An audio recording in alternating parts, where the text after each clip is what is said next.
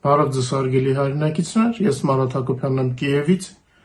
Այսօր Ուկրաինա-Ռուսաստանի լայնածավալ ներխուժման 1436-րդ օրն է, համաշխարհային լրահոսը պարզապես եռում է, Թրամփը վերջնագիր է ներկայացրել Իրանին, Թուրքիան արդեն բուֆերային գոտուց է խոսում, թեև Թրամփը արդեն այնքան անգամ է մի բան ասել ու մեկ այլ բան արել, որ դժվար է կռահել, թե որ պահին է նա անկեղծ, բայց մի բան հստակ է, որ Իրանի ռեժիմի վերջը մոտենում է, իսկ այդ ընթացքում չգիտեմ ի հեճուկս Թրամփի թե ոչ, Մեծ Բրիտանիայի վարչապետ Քիր Ստարմերը ժամանել է Չինաստան իր պաշտոնավարման ընթացքում առաջին այցով, սա բրիտանական վարչապետի առաջին այցն է Պեկին վերջին 8 տարվա ընթացքում, այս մասին հիշեցնում է Sky News-ը։ Շվեդիան բանակցություններ է վարում Ֆրանսիայի և Մեծ Բրիտանիայի հետ Եվրոպայում ռազմական գործողությունների դեպքում երկրին միջուկային անվտանգության երաշխիքներ տրամադրելու շուրջ, այս մասին հայտարարել է Շվեդիայի վարչապետ Ուլֆ Քրիստերսոնը, ինչի մասին հաղորդում է Տելեգրաֆը։ Ֆիննական ծոցում ստեղծվում է ծովային դիտարկման կենտրոն կրիտիկական ստորջրյա ենթակառուցվածքները պաշտպանելու համար, այս մասին արդեն հայտնել է Ֆինլանդիայի սահմանապահ ծառայությունը։ Նկատում եք, բոլորը ունեն ինչ-որ գործեր, կարևոր հարցեր են լուծում, և միայն Ռուսաստանն է աննպատակ վատնում իր զինվորներին և զինտեխնիկան Ուկրաինայում։ Ի դեպ նախօրեին Պուտինյան բանակը կորցրել է 2 ինքնաթիռ Սու-30 և Սու-34, մեկը Ուկրաինայում հարավային ուղղությամբ, մյուսը Կուրսկի մարզում, իսկ Պենզայի կեսը մնացել է առանց լույսի։ Էներգամատակարարման բացակայության պատճառով ռուսները անվանում են խափանում, դե սկզբունքորեն մեզ համար միևնույն է, թե նրանք դա ինչպես են կոչում, կարևորը այն է, որ ուզում էին մեզ առանց լույսի թողնել, բայց հիմա իրենք են մերոնցից շատ խավարի մեջ նստած։ Ի դեպ Չինաստանը արձագանքել է Ուկրաինայի էներգետիկային հասցրած հարվածներին, ըստ երևույթին Ստարմերի Պեկին կատարած այցի ֆոնին չինացիները որոշել են իրենց մասին հիշեցնել, խոստանում են յուրովի կառուցողական դեր խաղալ Ուկրաինայում հումանիտար իրավիճակի մեղմացման գործում, հերթական արևելյան ժողովրդի լեզվով ասած կռուտիտն է, հա։ Ի դեպ Կիևը կրճատել է կախվածությունը Ամերիկայի հետախուզական տվյալներից, եվրոպական երկրները կարող են ընդամենը մի քանի ամսվա ընթացքում փոխհատուցել Ուկրաինային տրամադրվող ամերիկյան հետախուզական աջակցության մեծ մասը, այս մասին գրում է Financial Times-ը հղում անելով արևմտյան և եվրոպական պաշտոնյաներին։ Ֆրանսիան իր նոր սպառազինության փաթեթում նախատեսում է Ուկրաինային տրամադրել ֆրանսիական արտադրության հոփրթիռների խմբաքանակ, ինչպես նաև Mirage 2005 կործանիչներ։ Իսկ Կայա Կալասը քննադատել է Աբու Դաբիում ռուսական պատվիրակության կազմը, բանակցություններում Ռուսաստանի ներկայացուցիչների ընտրությունը վկայում է այն մասին, որ Մոսկվան խաղաղության հասնելու լուրջ մտադրություններ չունի։ Այս մասին հայտարարել է Եվրոմիության արտաքին գործերի և անվտանգության քաղաքականության գերագույն ներկայացուցիչ Կայա Կալասը հինգշաբթի օրը հունվարի 29-ին Բրյուսելում Եվրոմիության անդամ երկրների արտգործնախարարների հանդիպումից առաջ։ Միևնույն ժամանակ Գրենլանդիայի վերաբերյալ Թրամփի ծրագրերը ստիպել են Եվրոպական միությանը փնտրել ամերիկյան հեղուկացված բնական գազի փոխարինող, արդեն Պուտինի փորձը սովորեցրել է, հա, ով ցանկանում է գազ մատակարարել Եվրոպային, հետո սկսում է տարածքային պրետենզիաներ ներկայացնել։ Ցավոք Թրամփը հարաբերությունները գնալով փչացնում է, իսկ Ղազախստանը կոշտ պատասխան միջոցներ է պատրաստում ռուսական ավտոարդյունաբերության և բելառուսական մատակարարների դեմ։ Երկրի իշխանությունները առաջարկում են Ռուսաստանից և Բելառուսից ներկրվող ավտոմեքենաների ուտիլիզացիոն վճարը կտրուկ բարձրացնել միանգամից 40 անգամ։ Նկատում եք, որ ընկալումների մեջ Թրամփն ու Պուտինը ավելի են նմանվում իրար, բայց եթե Թրամփի դեպքում իրավիճակը դեռ ուղղելի է, ապա Ռուսաստանի և Պուտինի պարագայում ոչ, իսկ Ղազախստանի համարձակությունը իրոք հուսադրող է, հուսանք այդ Եվրասիական միություն կոչված կառույցի այլ երկրները նույնպես կսկսեն Պուտինին տեղը դնել։ Պուտինի շղթայական քարոզիչ Սալավյովը եթերում կրկին սադրանքների է դիմել, ակնարկելով Հայաստանին, թե բա տեսեք դեսպանին արտգործնախարարություն են կանչել, նա հայերին նյարդային անվանեց։ Այս ամենը թուլությունից և անզորությունից է։ Այդ բարդույթավորված մարդիկ, ռուսական պրոպագանդիստները, ովքեր իրենց տաղավարում բոլորին հաղթում են, տաղավարից դուրս պարզապես սողում են։ Մենք Ուկրաինայում վաղուց ենք սովորել դրանց ելույթներին, եւ եթե ուշադրություն ենք դարձնում ռուսական քարոզիչների այդ հաճոցներին, ապա միայն նրանց ծաղրելու կամ խայտառակելու նպատակով։ Ի վերջո, ով է Սոլովյովը, Պուտինի շղթայական լրագրողը, ում աշխարհում կամ արհամարում են կամ նվաստացնում։ Սրանք այնքան անադեկվատ մարդիկ են, որ Ուկրաինան խուտր են անվանում այն դեպքում, երբ իրենք մեր գյուղերը քաղաքների հետ են շփոթում, չէ՞ որ իրենց գյուղերում ոչ ասֆալտապատ ճանապարհներ կան, ոչ էլ սուպերմարկետներ։ Էլ ինչ ասֆալտ, Ռուսաստանի գյուղերում նույնիսկ գազի մեծ խնդիր կա, հիմնականում գազիֆիկացված չեն ռուսական գյուղերը, բայց այդ ֆոնին իրենք փորձում են Ուկրաինային ինչ-որ պիտակներ կպցնել։ Սա անհաջողակների վարք է, որը պետք է ստանա համապատասխան վերաբերմունք։ Մինչ մեր հաղորդման մյուս թեմաներին եւ առաջնագծի լուրերին անցնելը, խնդրում եմ օգտագործել YouTube-ի գործիքները մեր եթերի առաջ խաղացմանը նպաստելու համար։ Խնդրում եմ լայքեք եւ եթե հնարավոր է կիսվեք մեր հեռարձակմամբ սոցիալական ցանցերում։ Հիշեցնեմ նաեւ, որ օրը 24 ժամ գրեթե կարող եք տեղեկանալ Ուկրաինայի եւ Ուկրաինայի շուրջնորությունների մասին մեր Telegram-յան ալիքից, նաեւ Իրանից ենք սկսել ավելի հաճախ տեղեկատվություն ներկայացնել։ Հայաստանի սահմանների մոտ վիճակը կտրուկ փոխվում է։ Եթե Թուրքիան փորձում է ամրապնդվել Սիրիայում, ապա Իրանը նմանատիպ քայլեր է անում դեպի Իրաք։ Չնայած ռեժիմի ծանր վիճակին, Թեհրանը դեռ ռեգիոնալ խաղեր է փորձում տալ, իսկ Իսրայելը այդ ընթացքում իր ձեռքն է հավաքում Լիբանանը, ինչը ծայրահեղ ցավոտ է Թուրքիայի համար։ Ստորագրելով ծովային համաձայնագիրը Կիպրոսի հետ, Լիբանանը ոչ միայն գծեց շելֆի սահմանները, այլև ազդակաղեց քաղաքական վեկտորի փոփոխության մասին, որը միաժամանակ թույլատրում է Թուրքիայի դիրքերը եւ ուժեղացնում է Ամերիկայի ու Եվրոպական միության աջակցությամբ Իսրայելի շուրջ կառուցված տարածքային ճարտարապետությունը։ Ծովային համաձայնագիրը պետք է դիտարկել որպես արևելյան միջերկրածովյան տարածաշրջանային ձևավորվող կոնֆիգուրացիայի մաս, որտեղ էներգետիկան վաղուց դադարել է չեզոք ոլորտ լինելուց։ Գազային նախագծերը, ծովային սահմանները եւ ենթակառուցվածքային միջանցքները վերածվել են աշխարհաքաղաքական գործիքների։ Միանալով այս համակարգին Լիբանանը փաստացի համաձայնում է խաղալ այն կանոններով, որոնք առաջ են մղում Եվրամիությունը, Ամերիկան, սերտ կապի մեջ լինելով Իսրայելի հետ, որն արդեն դարձել է տարածաշրջանային էներգետիկ եւ ռազմաքաղաքական կառուցվածքի կենտրոնական հանգույցը։ Թուրքիայի համար տեղի ունեցողը տագնապալի ազդակ է։ Անկարան հետևողականորեն հանդես է գալիս արևելյան միջերկրածովյան հատվածում կնքվող այն համաձայնագրերի դեմ, որոնք հաշվի չեն առնում Կիպրոսի թուրքական հատվածի շահերը։ Թուրքիան տարածաշրջանում հայտնվում է լուսանցքում եւ Անկարայում սա սկսել են հասկանալ։ Իդեպ նկատեցիք, թե ինչպես Պուտինը շնորհավորեց Սիրիայի նոր ղեկավարին անդրեֆրատյան տարածքների ինտեգրման կապակցությամբ, ինչի պատճառով Ռուսաստանը զրկվեց երկրում ունեցած իր ռազմաբազայից։ Համաձայնեք, որ հաճելի է հետևել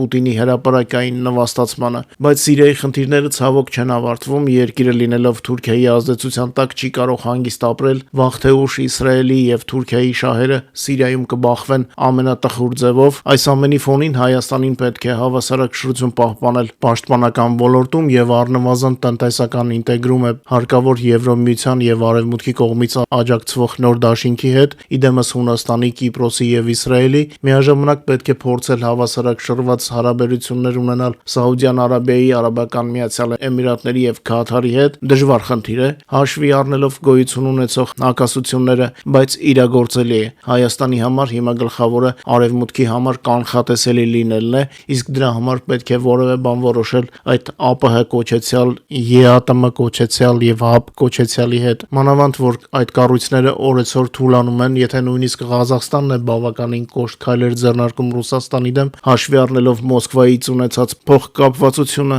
ուրեմն դա հնարավոր է նաեւ Հայաստանի պարագայում։ Էրդողանը ոչ մի կերպ չի կարողանում համակերպվել տարածաշրջանում Արևմուտքի գլխավոր դաշնակցի դերը կորցնելու հետ եւ Թրամփին առաջարկել է Իրանի մասնակցությամբ եռակողմ գագաթնաժողով անցկացնել լարվածությունը իբր նվազեցնելու համար։ Այսպիսով, ըստ Էրդողանի տրամաբանության, նա փորձում է հակադրվել Իսրայելի գործողություններին Իրանում եւ իր կողմը քաշել Թրամփին։ Էրդողանը այնքան երկար է շահագործել իր երկրի նախկին դերը, որ հաճախ բացարձակապես աբսուրդային գաղափարները ստացել են կապիտալիզացիա, սակայն երևում է իշխանության ղեկին երկար տարիներ գտնվելը թույլատրել է իրականության զգացումը Էրդողանի մոտ, իսկ իրականությունը այն է, որ Իսրայելը հողին է հավասարացրել Էրդողանի գրեթե բոլոր ծրագրերը, իսկ Թուրքիայի ազդեցությունը Սիրիայում ընդամենը հեռավոր հույս է Իսրայելին վնասելու համար, բայց սա սիրիացի ժողովրդին, որը դեռ չի ապաքինվել կրած ցնցումներից, ոչինչ չի բերի բացի նոր վշտից։ Իդեպ Թուրքիայում մտածում մտածում են բուֆերային գոտի ստեղծելու մասին Իրանում իրավիճակի հետագա բարդացման դեպքում միգրանտների հոսքից խուսափելու համար։ Տրամաբանական հարց է առաջանում, իսկ ում տարածքում է լինելու այդ բուֆերային գոտին՝ Թուրքիայի թե իրանական տարածքում։ Իմանալով Էրդողանի ախորժակը չի կարելի բացառել Թուրքիայի զորքերի մուտքը Իրան հենց այդ նույն բուֆերային գոտու պատրվակով։ Ռուսաստանի եկամուտները նավթի արտահանումից 25 թվականին նվազել են մոտ 20%-ով, 24 թվականի արդյունքների համեմատ, այս մասին հայտնում է Financial Times-ը, տնտեսական ճգնաժամը արդեն Ռուսաստանի բոլոր ոլորտներում է եւ այլևս հնարավոր չէ թաքցնել։ Ռուսաստանի խանութներից սկսել են անհետանալ մթերքները, այս մասին հայտնում են տեղական լրատվամիջոցները։ Ռուսաստանցիների եկամուտները կտրուկ անկում են ապրել սեփական իշխանությունների քաղաքականության ֆոնին, իսկ ժողովրդի գնողունակությունը պարզապես փլուզվել է։ Ռուսական առևտրային ցանցերում նկատելիորեն կրճատվել է մթերքների տեսականին, պատճառը պարզունակ է՝ գնորդները քիչ փող ունեն, իսկ վաճառքի ծավալները գահավիժել են։ Այս մասին հայտնում են ռուսական լրատվամիջոցները, հղում անելով շուկայի մասնակիցներին եւ վերլուծաբաններին։ Ռուսաստանի տնտեսությունը 25 թվականին փաստացի դադարեցրել է աճը խիստ դրամավարկային քաղաքականության, ներդրումների անկման եւ ներքին պահանջների թուլացման ֆոնին, ինչը ուժեղացրել է ստագֆլյացիայի ռիսկերը եւ ամրապնդել է ստագնացիոն միտումները քաղաքացիական հատվածներում։ Այս մասին հայտնել է Ուկրաինայի արտաքին հետախուզության ծառայությունը։ Նշվում է, որ 25 թվականին տնտեսության աճը Ռուսաստանում գրեթե կանգ է առել, հնան տատանվել է զրոյական մակարդակի շուրջ, նույնիսկ տարվա կեսերին նկատված չնչին աշխուժացումը սահմանափակված է եղել ռազմարտունաբերական համալիրով եւ հումքային ոլորտների առանձին սեգմենտներով ու որևէ ազդակ չի ստեղծել քաղաքացիական տնտեսության համար։ Ներդրումային ակտիվությունը տարեսկզբի կարճատև վերելքից հետո կտրուկ անկում է ապրել, երկրորդ եւ երրորդ եռամսյակներում հիմնական կապիտալ ներդրումները կրճատվել են համապատասխանաբար 3.7 եւ 1.7%-ով, բիզնեսը հրաժարվում է արդիականացումից, կրճատում է սարքավորումների գնումները, իսկ ֆինանսական ռեսուրսների դեֆիցիտը կպահպանվի նույնիսկ դրամավարկային քաղաքականության մեղմացման դեպքում։ Բացի այդ, լրացուցիչ ճնշում է գործադրում բյուջետային ոլորտը, ամենախոցելին մնում է ներքին պահանջարկը։ Մանրածախ առևտրում ձեռնարկատիրական վստահության ինդեքսը 25 թվականին կայուն կերպով գտնվել է բացասական տիրույթում, իսկ 4-րդ եռամսյակում ընկել է մինչև -6 վատթարագույն մակարդակը 22 թվականից ի վեր։ Այս ֆոնին ռիթեյլների 44%-ը 26 թվականին սպասում է շահույթի եւ ռենտաբելության անկում, մինչդեռ միայն 29%-ն է, որ հույս ունի վաճառքների աճի վրա, սա տասնամյակի նվազագույն ցուցանիշն է։ Ռուսաստանում սպառողական տրամադրությունները սրընթաց վատթարանում են։ 25 թվականի հունիսից վաճառքները կրճատվել են ապրանքային կատեգորիաների մեծ մասում, իսկ 26 թվականի ամանորյա տոների ժամանակ առևտրի կենտրոնների այցելությունների թիվը նախորդ տարվա համեմատ նվազել է գրեթե 20%-ով։ Ռուսական մանրածախ սեկտորը ցուցադրում է թույլ ադապտվածություն եւ կառուցվածքային փխրունություն։ Բիզնեսի հոռետեսությունը, շահութաբերության անկման սպասումները եւ ներդրումների կրճատումը գնալով վերածվում են անկման ինքնահաստատվող գործոնի, եզրակացնում են հետախույզները։ Ավելի վաղ հաղորդվում էր, որ ռուսական տնտեսությունում ռեցեսիայի հավանականությունը արագորեն աճում է, այս մասին հայտնել էր ռուսական իշխանություններին մոտ կանգնած ՑՄԱԿ վերլուծական կենտրոնը։ Ինչպես տեսնում եք, տնտեսությունում փլուզումը ուղղակի կապ ունի ռազմաճակատի անհաջողությունների հետ, պատերազմը երկարում է, իսկ Ռուսաստանը պատրաստ չէր նման իրականության։ Կուպյանսկի մոտ ռուսական բանակը հայտնվել է ծուղակում սեփական հրամանատարության ստի պատճառով, այս մասին հայտնում են ԱՏԵՇ պարտիզանական շարժման անդամները։ Ռուսական պաշտպանության նախարարությունը արդեն մի քանի անգամ զեկուցել է դիկտատոր Վլադիմիր Պուտինին, թե ռուսական բանակը իբր գրավել է Կուպյանսկը, սակայն Ուկրաինայի զինված ուժերը հերքել են այդ կեղծ լուրերը։ Կուպյանսկում օկուպացիոն բանակի 122-րդ մոտորաձգային գունդը հայտնվել է օրհասական իրավիճակում, քանի որ ուկրաինական կողմի ճնշման պայմաններում չունի հրետանային աջակցություն։ Տարածքը գրավելու մասին ստի պատճառով հիմա ռուսներն են տառապում, արդյունքում որքան շատ են ստում, այնքան շատ են նրանց ձախողումներն ու կորուստները։ Ռազմաճակատում անցած օրվա ընթացքում տեղի ունեցել 117 մարտական բախում, դե եթե համեմատենք 3 առաջի օրվա 103-ի եւ երեկվա 105 մարտական բախումների հետ, ապա կարելի է ասել, որ մի փոքր ավելի շատացել են մարտերը։ 3 մարտի դաշտում Ուկրաինայի զինված ուժերը հարվածել են ռուսական 6 կարևոր թիրախների 3 զավթիչները նորից ամենամեծ ակտիվությունը ցուցաբերել են Պոկրովսկի ուղղությամբ 22 գրոհի փորձով, հարավ Սլաբաժանյան ուղղությամբ եղել է թշնամու 14 գրոհի փորձ, Գուլյայպոլիի ուղղությամբ ընդամենը 12 գրոհ, Կոնստանտինովկայի ուղղությամբ 9 գրոհի փորձով ռուսները համոզվել են, որ ոչինչի հասնել չեն կարող։ Ուկրաինայի պաշտպանության ուժերը նախորդ օրվա ընթացքում լիկվիդացրել են եւս 830 օկուպանտի եւ 1077 միավոր զինտեխնիկա եւ սպառազինություն։ Պատերազմում թշնամու ընդհանուր կորուստները ըստ ուկրաինական գենշտաբի տվյալների կազմել են արդեն 1,237,400 օկուպանտ։ Ռելիզը ձեր էկրաններին է։ Հունվարի 29-ի գիշերը ռուսական զորքերը Ուկրաինայի վրա հարձակվել են 105 հարվածային դրոններով, Շահեդ, Գերբեր, Իտալմաս եւ այլ տեսակի անօթաչուներով, որոնցից մոտ 70-ը շահեդներ էին։ Այս մասին հայտնել են Ուկրաինայի զինուժի օդային ուժերը։ Նախնական տվյալներով Ուկրաինայի հակաօդային պաշտպանության կողմից երկրի հյուսիսում, հարավում, կենտրոնում եւ արևելքում խոցվել կամ ճնշվել է թշնամու 84 դրոն, գրանցվել է 18 հարվածային դրոնի հարված 7 տեղանքում։ Հիշեցնենք, որ ռուսական գիշերային հարվածի հետևանքով վնասվել է Օդեսայի ենթակառուցվածքային օբյեկտներից մեկը, Զապորոժիեի մարզում ռուսական զորքերի հարվածի հետևանքով զոհվել է 3 մարդ, եւս 3-ը ստացել են վիրավորումներ։ Մեր Telegram-ում տեղադրել ենք նաեւ կադրեր ուկրաինական հարվածների տեսարաններից։ Ուկրաինայի զինված ուժերը այս գիշեր խոցել են ռուսական $100 միլիոն արժողությամբ ռադիոլոկացիոն կայանը եւ դրոնների կառավարման մի շարք կետեր։ Ուկրաինայի պաշտպանության ուժերի համակարգված գործողությունների շնորհիվ թշնամու հոբ հնարավորությունների նվազեցման շրջանակներում Լուգանսկի մարզի ժամանակավորապես օկուպացված Լիմանովկայի շրջանում խոցվել է 1L119 Նեբը SVU ռադիոլոկացիոն կայանը։ Ինչպես նշում են Ուկրաինայի գլխավոր շտաբում, նման կայանի մոտավոր արժեքը կազմում է շուրջ $100 միլիոն։